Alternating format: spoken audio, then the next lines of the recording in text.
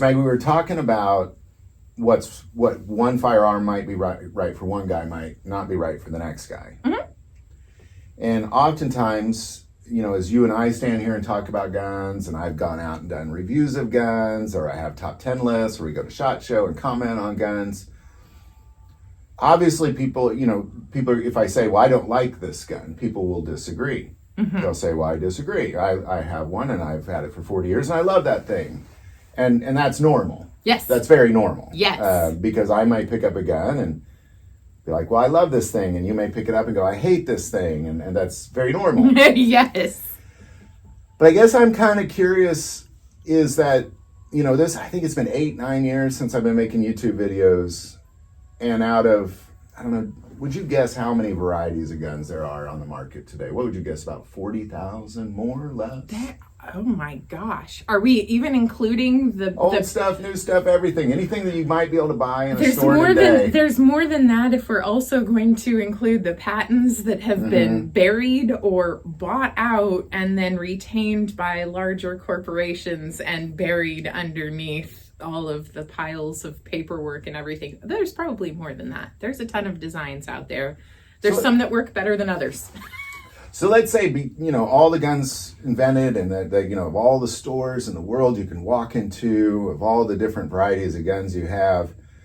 And, I don't know how many times I've talked about a gun over the last 8 years. I'm going to guess thousands. But out of all those guns, there's only one gun where if you say anything negative about it, people lose their mind.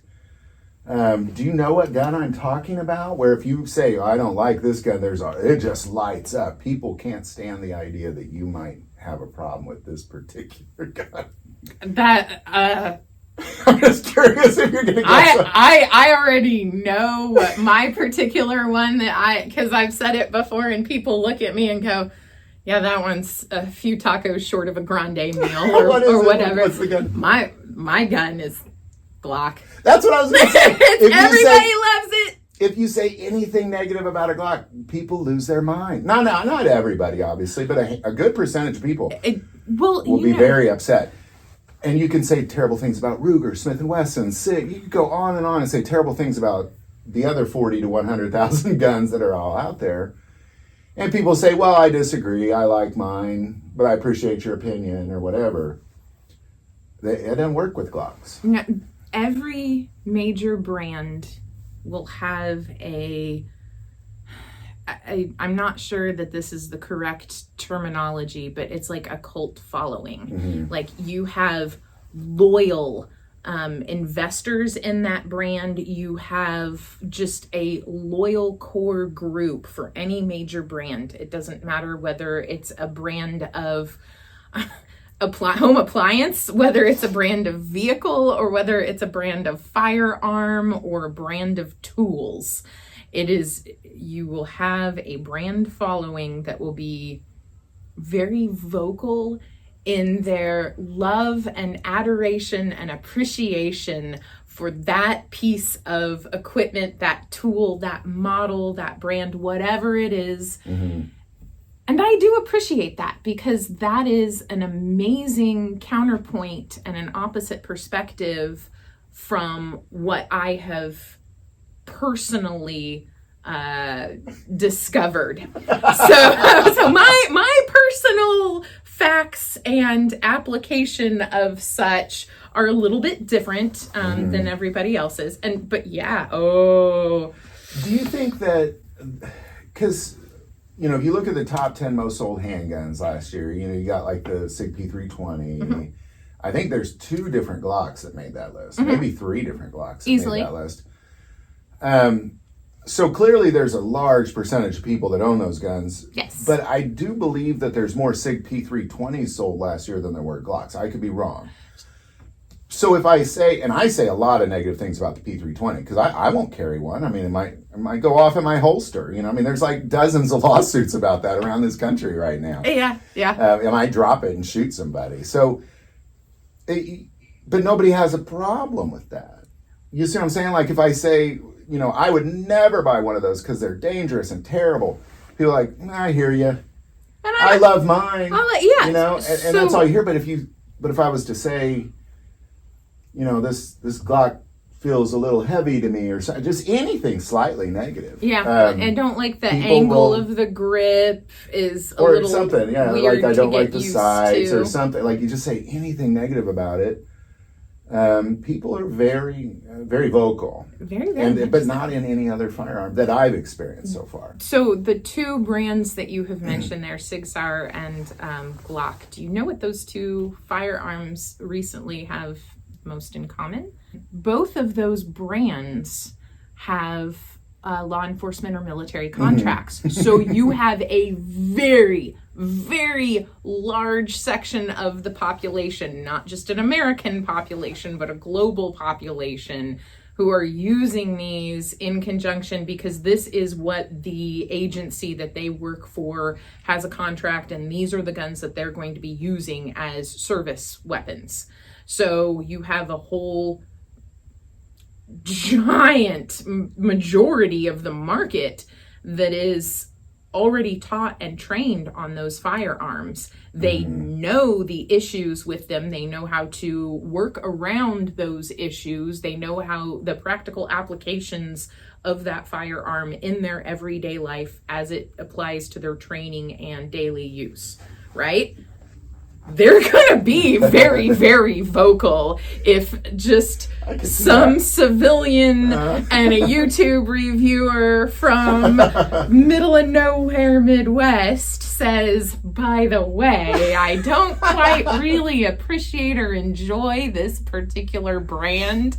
Yeah, you're going to have people stand up and go, but wait, it works great for me and it works great for everybody else. Beretta had the same thing with the 92s. You had a whole group of guys in service that either loved the Beretta 92s or just wanted to pitch them into the closest river, lake, or ocean and never see it ever again.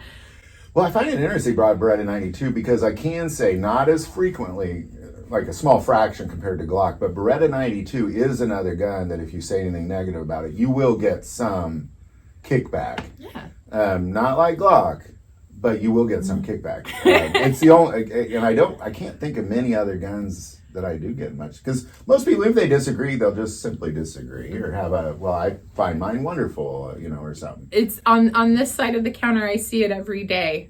Somebody will come in, they'll say, I want to look specifically at this. And then 2 or 3 other people from either side of the counter, well, have you considered this? And that person will say, yes, and it's awful and I hate it. And then everybody jumps in and is like, well, how can we change your mind? Have you looked at these yet? Would you be interested in at least trying the fit and finish on this? Can we take you out to the range and let you try these and change your opinion? So gun people are, yes, they're opinionated. Yes, they can be bossy at times, trying to change your opinions on things that you're not maybe ready to change them on. But at the same time, it's really helpful to take another look from a different perspective at something maybe that you haven't been considering or that you've just written off, as we've said again. And yes, we keep trying those things that we hate. We keep trying the SIGs. We keep trying the Glocks. We keep trying them. And sometimes it works and sometimes the opinions just haven't changed yet. So now, for the record, I really like Glock.